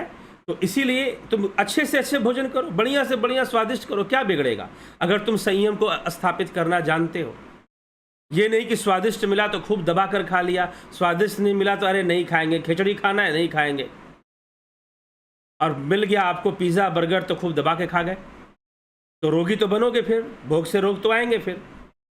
लेकिन अगर अपना विवेक प्रयोग करोगे तो स्वाद का आनंद भी लोगे और स्वास्थ्य का आनंद भी लोगे। अगर विवेकी बनोगे तो स्वाद का भी आनंद आएगा और स्वास्थ्य का भी आनंद आएगा, शरीर स्वस्थ रहेगा, उसका भी एक आनंद, अलग आनंद है। तो राम राज्य में ऐसे लोग हैं, विवेकी लोग हैं, ज्ञानी लोग हैं, समझदार लोग हैं, जीवन को जीना जानते हैं। उनकी विशेषता ये है, इसको कहते हैं राम राज्य। और ये इनको जीवन जीने की कला उनका राजा खुद सिखाता है, कोई दूसरा नहीं सिखाता। जीवन जीने की कला उनका राजा ही उनको सिखाया जा रहा है। तो ये इसको कहते हैं राम राज्य, जिसके कारण जनता का भी चरित्र जो है वो ऊंचा हो जाता है राजा के चरित्र ऊंचा होने से। ठीक है, तो चलिए, तो ये चीज है। तो इस प्रकार से गोस्वामी तुलसीदास जी लिखते हैं कि वर्ण आश्रम निज निज धर्म निरत वेद पथ लोग, चलहि सदा पावहि सुखहि नहीं भय शोक न रोग। दैहिक दैविक भौतिक तापा, राम राज नहीं काहु ही व्यापा। सब नर करहि परस्पर प्रीति, चलहि स्वधर्म निरत श्रुति नीति। दैहिक दैविक भौतिक तापा, दैहिक ताप शरीर का ताप, दैविक ताप जो मानसिक ताप होते हैं, दैहिक देह का, भौतिक मतलब जो बहुत सारे धन धान्य का जो रोग होता है, किसी के पास धन की कमी है, किसी के पास कोई कमी है, इस तरह से हम उसको भौतिक मानते हैं। और एक है दैविक। दैविक यहाँ पर मन का रोग से संबंधित है। और आध्यात्मिक रूप से वो शून्य नहीं है, उनका आध्यात्मिक पोषण हो रखा है। कई प्रकार के पोषण होते हैं, शारीरिक पोषण होता है, मानसिक पोषण होता है और आध्यात्मिक पोषण होता है। हमारा ध्यान शारीरिक पोषण पर तो खूब होता है, जब थोड़ी उम्र बीत जाती है तो हमें मानसिक पोषण, साइकोलॉजिकल न्यूट्रिशन, उस पर हमारा ध्यान जाता है। नहीं, मानसिक पोषण भी जरूरी है। फिर आध्यात्मिक पोषण तो साधना से होगी, ध्यान योग से होगा और शास्त्र अध्ययन से होगा, स्वाध्याय से होगा आध्यात्मिक पोषण, तो वो भी जरूरी है। जनता को तीनों ही मिल रहा है, उनका आध्यात्मिक पोषण भी मिल रहा है, उनको अध्यात्म। तो फिर क्यों, जब उनको पता है, जब व्यक्ति को अपने कर्तव्य और कर्म का ज्ञान होगा तो वो किसी को दुखी नहीं करेगा, किसी को छीनेगा नहीं, किसी से लूटेगा नहीं, तो फिर दिक्कत क्या है? दिक्कत क्या है? ठीक है, कोई दिक्कत नहीं है फिर। तो इसीलिए राम राज्य में किसी को दैहिक दैविक भौतिक ताप नहीं है, उनको नहीं व्यापता है, क्योंकि जरूरत से ज्यादा लोग खाते नहीं है, जरूरत से ज्यादा लोग भोगों को भोगते नहीं हैं, भोगों में अपने आप को लिप्त नहीं रखते। अगर पत्नी भी तीनों फिर भी क्या भोगों में लिप्त है? जी नहीं। तो ये राम राज्य की परिभाषा है। तो यहां पर गोस्वामी तुलसीदास जी लिखते हैं कि जनता का चरित्र कैसा है, राजा के चरित्र पर बहुत निर्भर करता है। दैहिक दैविक भौतिक तापा, राम राज नहीं काहू ही व्यापा, सब नर करहि परस्पर प्रीति, चलहि स्वधर्म निरत श्रुति नीति। कि सब मनुष्य परस्पर प्रेम करते हैं, क्योंकि एक दूसरे को सताना नहीं है, एक दूसरे को लूटना नहीं है, तो फिर क्यों नहीं प्रेम होगा वेदों में। लेकिन ठीक है, प्रकृति का अपना सिद्धांत है कि किसी चीज़ को वो टिकने नहीं देती है, तो राम राज्य भी टिक नहीं पाया, एक समय पर वो चला गया और जनता के बीच में द्वेष भावना आनी शुरू हो गई, क्योंकि कोई ना कोई शिक्षाओं की कमी हो गई, कोई ट्रेनर नहीं बचा जो लोगों को ट्रेन करे। रामचंद्र जी एक ट्रेनर भी हैं। तो सब मनुष्य परस्पर प्रेम करते हैं और वेदों में बताई हुई नीति तथा तत्पर रहकर अपने अपने धर्म का पालन करते हैं। चारि उचरण धर्म जग माही, पूरी रहा सपने हूँ अगनाही, राम भगति रत नर अरु नारी, सकल परम गति के अधिकारी। धर्म अपने चारों चरण, सत्य शौच दया और दान सबसे, और अर्थ धर्म काम और मोक्ष,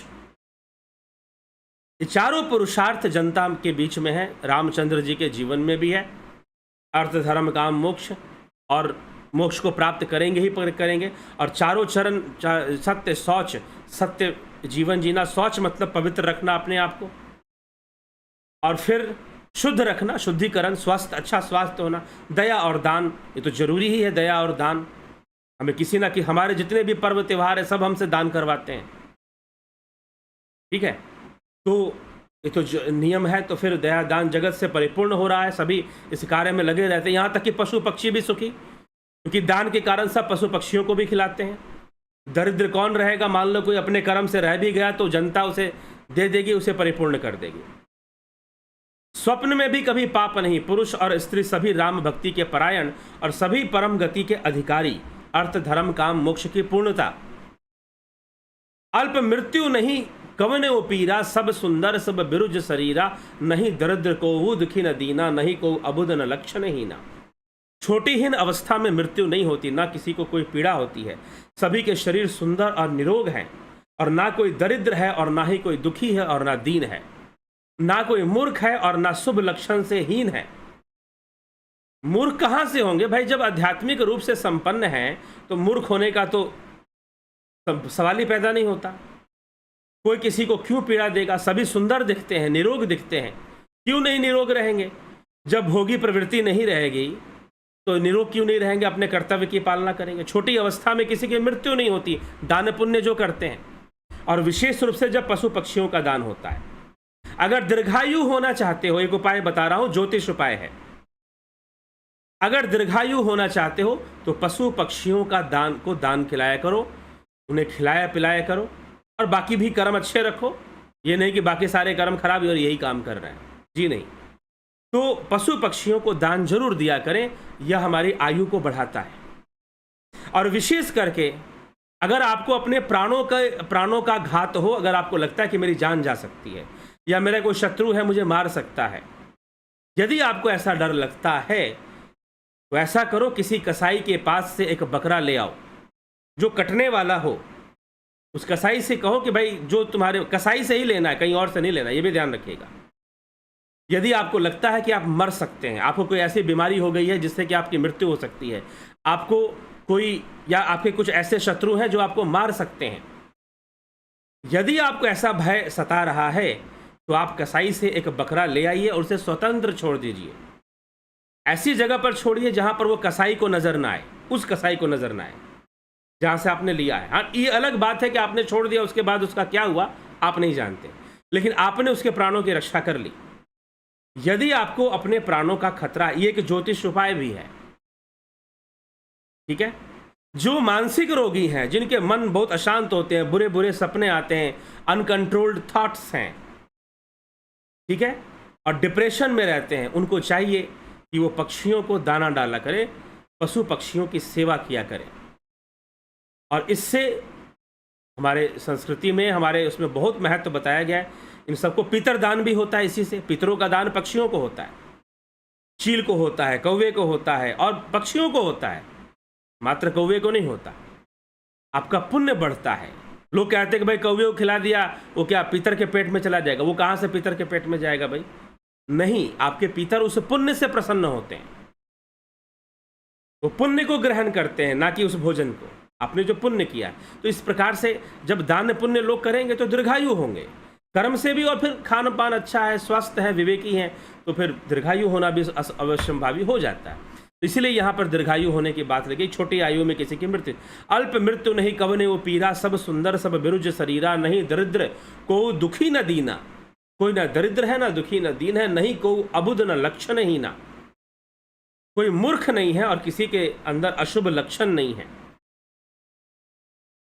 सांसारिक रूप से दुख हो सकते हैं, लेकिन मृत्यु तो सबकी होनी है, लेकिन फिर भी अनावश्यक रूप से वो दुखी नहीं है, व्यर्थ के दुखी नहीं है। कई बार लोग व्यर्थ के दुखी होते हैं कि हमने ये नहीं किया, हमने वो नहीं किया, ठीक है। हाँ, सब निर्धम्ब धर्म रत पुनि, नर अरु नारी चतुर सब गुणी, सब गुणगज्ञ पंडित सब ज्ञानी, सब कृतज्ञ नहीं कपट सयानी, सब दम्भ रहित हैं, धर्म परायण है, सभी पुण्य आत्मा है, पुरुष और स्त्री सभी चतुर हैं और सभी पंडित और ज्ञानी हैं। अब बात सोचिए। अब आप एक और बात यहाँ पे कह सकते हैं कि शायद राम जी ने अपने राज्य में सिर्फ पंडितों को रखा था क्या? तुलसीदास जी तो यही लिख रहे हैं, इंटरप्रेट कर सकते हैं आप कि सारे पंडित हैं और सारे ज्ञानी हैं। तो अब इसका मतलब क्या? राम राज्य में कोई दूसरा वर्ण का व्यक्ति नहीं था, शूद्र वर्ण का व्यक्ति नहीं था, वैश्य वर्ण का व्यक्ति नहीं था क्या?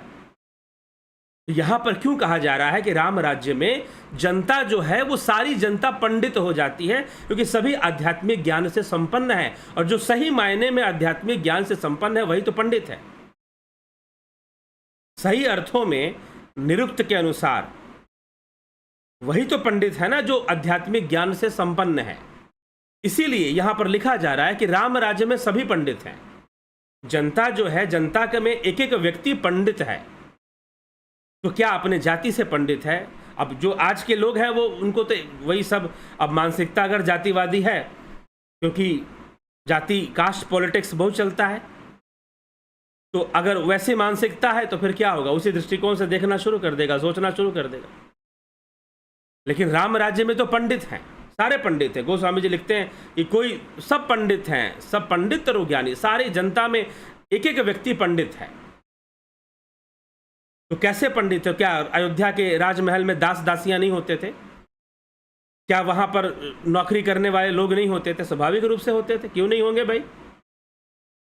वो अपना कर्तव्य करते थे, लेकिन सब आध्यात्मिक ज्ञान से संपन्न थे, सब आध्यात्मिक ज्ञान से संपन्न थे।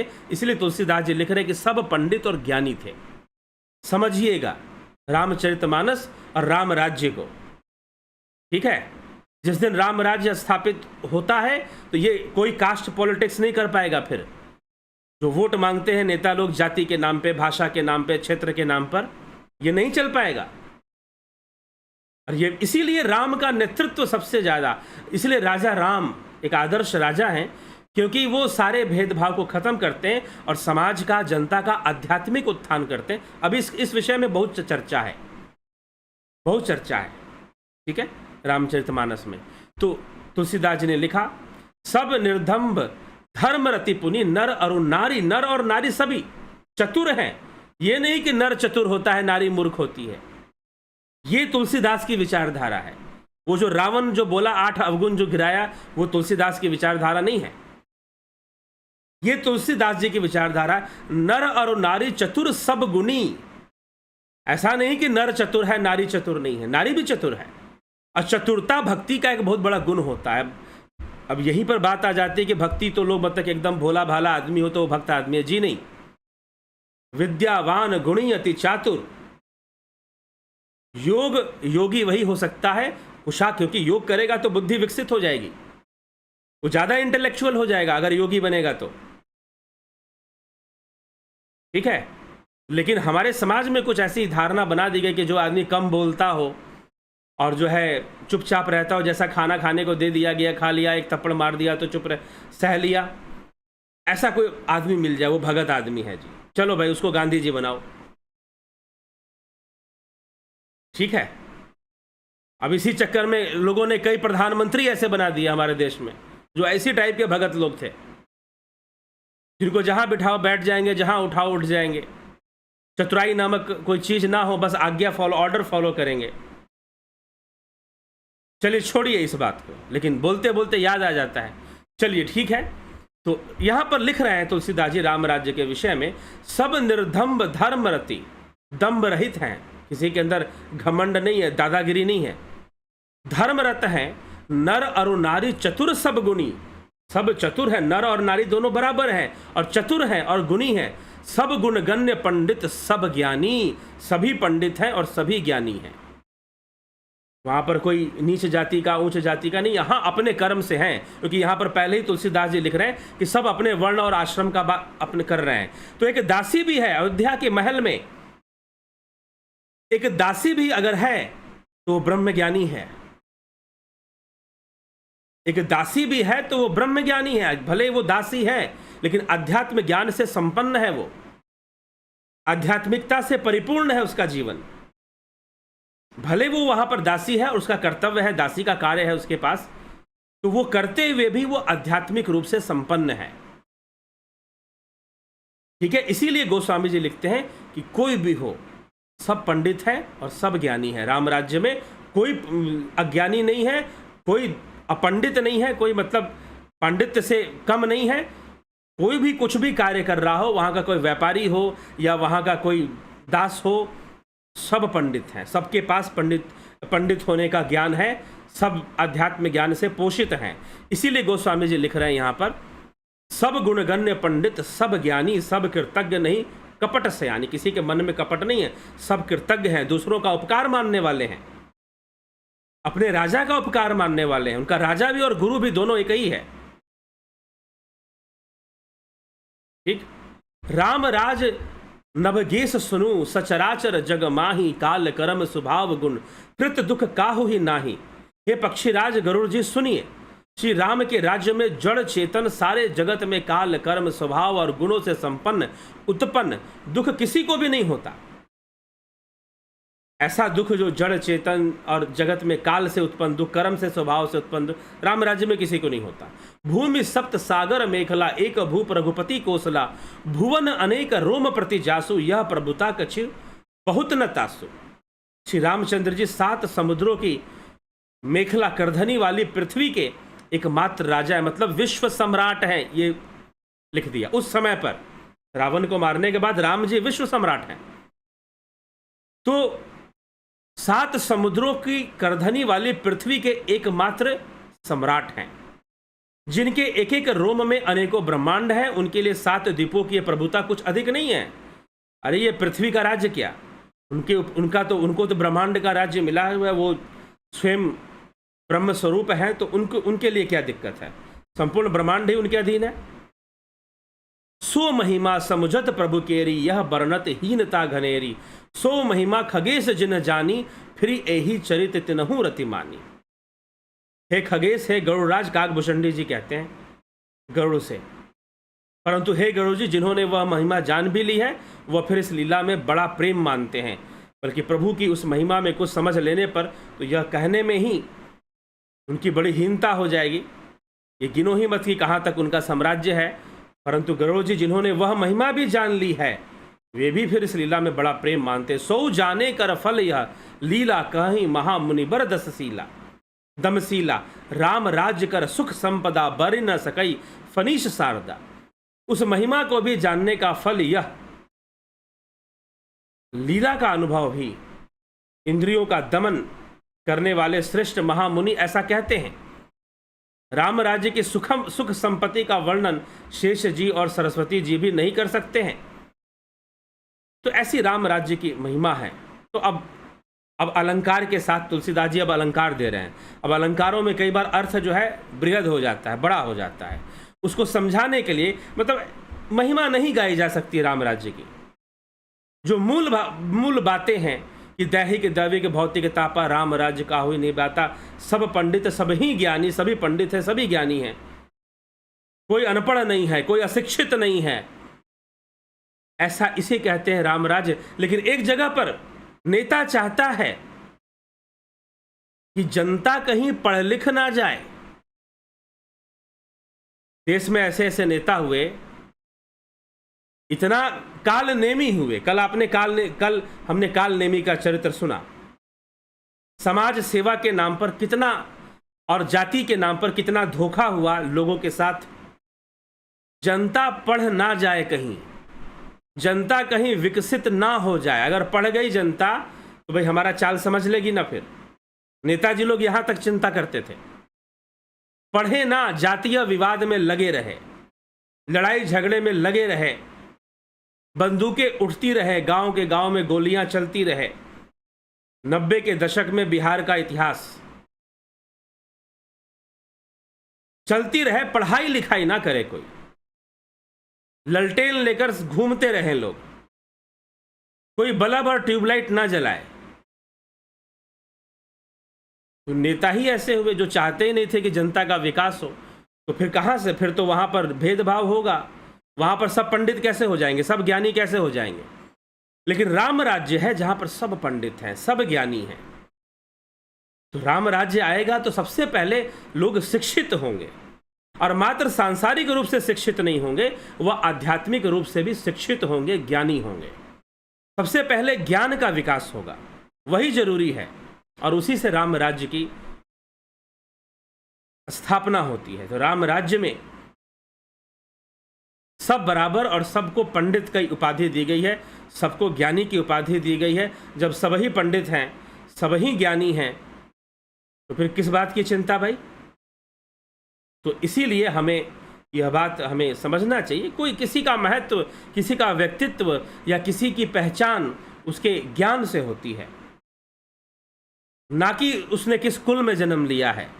तो रामचरितमानस में विशेष रूप से इस सब चीज़ों की चर्चा की गई। अभी कुछ देर पहले गोस्वामी जी ने यह भी लिखा कि भाई विप्रों का सम्मान करना चाहिए, तो संतों का सम्मान करना चाहिए। अब राम राज्य में तो सभी विप्र हैं, राम राज्य में तो सभी ही विप्र हैं, सभी पंडित हैं, सभी ज्ञानी हैं। तो ये चीज़ आ जाती है। तो जिस दिन ये चीज़ आएगी तो कहाँ का जातिवाद और कहाँ का भेदभाव। और फिर काहे के लिए बोलोगे कि शंभू का वध कर दिया राम जी ने, बेकार में कथा, झूठ मूठ की कथाएं जोड़ लेते हैं लोग। प्रमाणित करेंगे अभी, झूठी कथाएं जोड़ जोड़ कर, अरे प्रमाणित होता है। ये थोड़ा सा बहुत ज़्यादा अध्ययन भी नहीं करना है, थोड़ा सा रामायण पर अध्ययन करोगे, रामचरितमानस पढ़ो और वाल्मीकि आपको पता चल जाएगा कि कैसी झूठ बातें उत्तरकांड के वाल्मीकि रामायण में जोड़ दी गई हैं। और इसका प्रमाण स्वयं रामचरितमानस है। इसलिए रामचरितमानस का अध्ययन ज़्यादा महत्वपूर्ण होता है। क्यों? ऐतिहासिक रूप से भी मैं कहूँगा कि मानस का अध्ययन जरूर करें। ठीक है, तो ये चीज़ है। तो जो व्याख्या यहाँ पर मिलती है, जो समता का दृष्टिकोण मिलता है, जो उपदेश यहाँ पर मिलता है, जो भावना यहाँ पैदा कर रहे हैं तुलसीदास जी, वो समता की भावना है। वो हिंदू सनातन धर्म को एक करने की भावना है। कहीं पर वो शैव और वैष्णव को एक करते हुए नजर आते हैं, कभी शाक्त संप्रदाय को जोड़ते हुए नजर आते हैं। और देवी की महिमा, देवी का भी गुणगान करते हैं तुलसीदास जी। जय जय जगजननी देवी, सर नर मुनि असुर सेवी।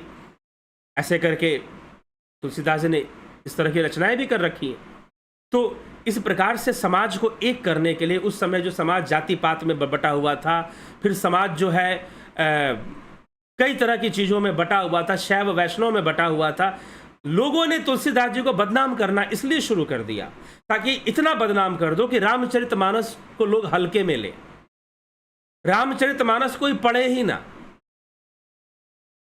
इसे हल्का समझे, हलवा समझे, अरे बेकार की चीज है, ऐसे ही लिख दिया तुलसीदास ने। ठीक है, यहां तक कि मैंने जब रामचरितमानस शुरू की तो कुछ लोगों ने ऐसे मैसेज भी मुझे किए व्हाट्सएप पे, मैंने उनको ब्लॉक कर दिया कि तुम खुद ही सुनो मानस, और मानस की विशेषता क्या है उसको समझो। और संक्षेप में है, वाल्मीकि रामायण बहुत बृहद ग्रंथ है, बहुत बड़ी है, वो एक पुस्तक भी नहीं बन पाती उसकी, 4 भाग में आएगी या 2 भाग में आएगी, लेकिन आप रामचरितमानस 1 भाग में ही आपको मिल जाता है। तो थोड़ा सा संक्षेप में कर दिया गया है, लेकिन जो आदर्श है और जो, क्योंकि काव्य रचना है, साहित्य की रचना है, छोटी छोटी बातों में बहुत बड़े बड़े सूत्र दे दिए गए हैं। एक चौपाई ऐसा लिख जाते हैं तुलसीदास जी की, उसमें पता नहीं क्या क्या बोल जाते हैं।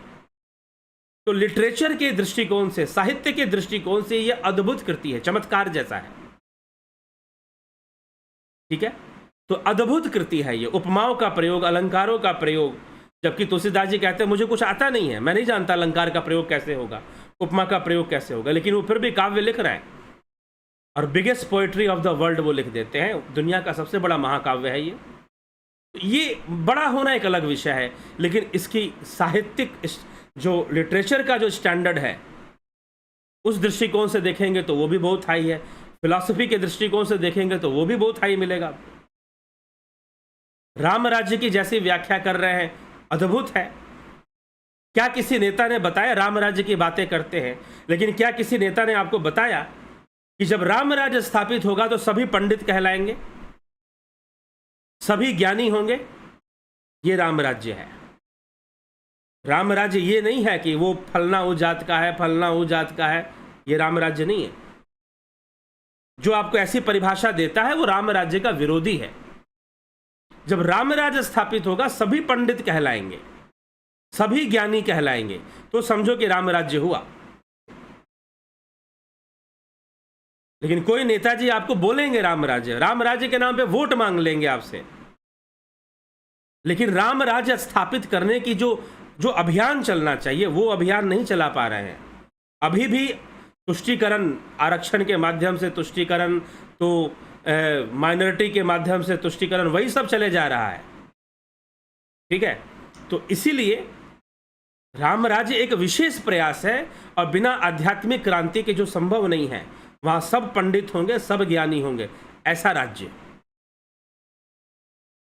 ठीक है, जो पूर्ण समता को स्थापित करेगा और आध्यात्मिक पोषण करेगा जनता का, तब जाके राम राज्य स्थापित होता है, ऐसे नहीं हो जाता। तो एक्चुअल में राम राज्य क्या है ये हमें समझना पड़ेगा।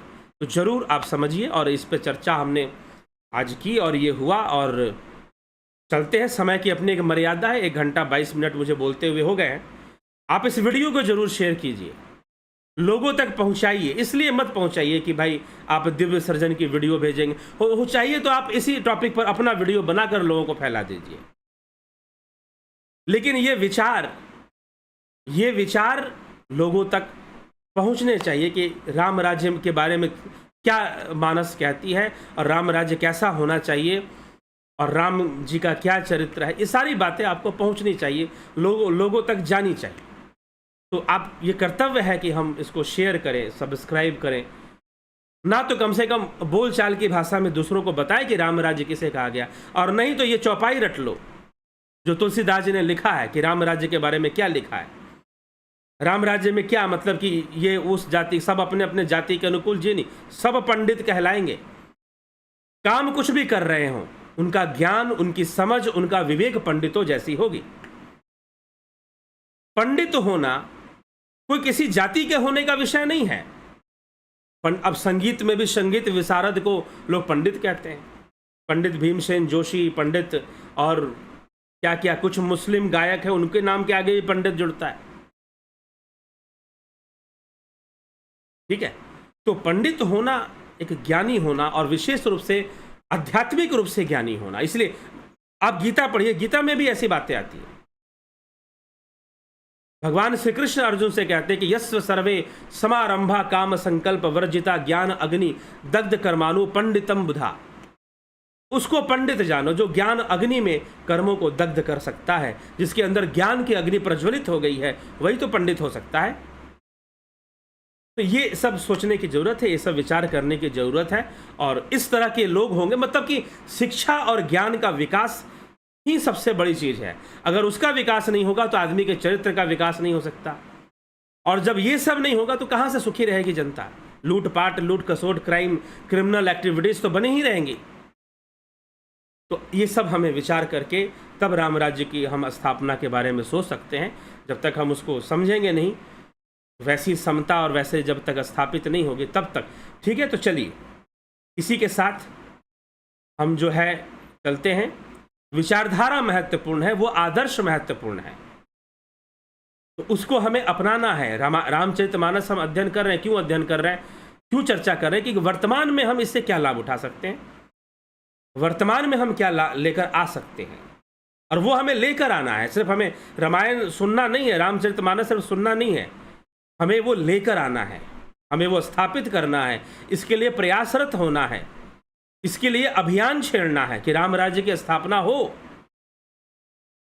ठीक है, तो ये सब पर हमें विचार करना और इसके लिए कार्य करना है। ठीक है, चलिए इसी के साथ विराम देते हैं इस सभा को, और जो है कल मिलते हैं फिर लाइव चर्चा में, आगे की चर्चा बढ़ेगी।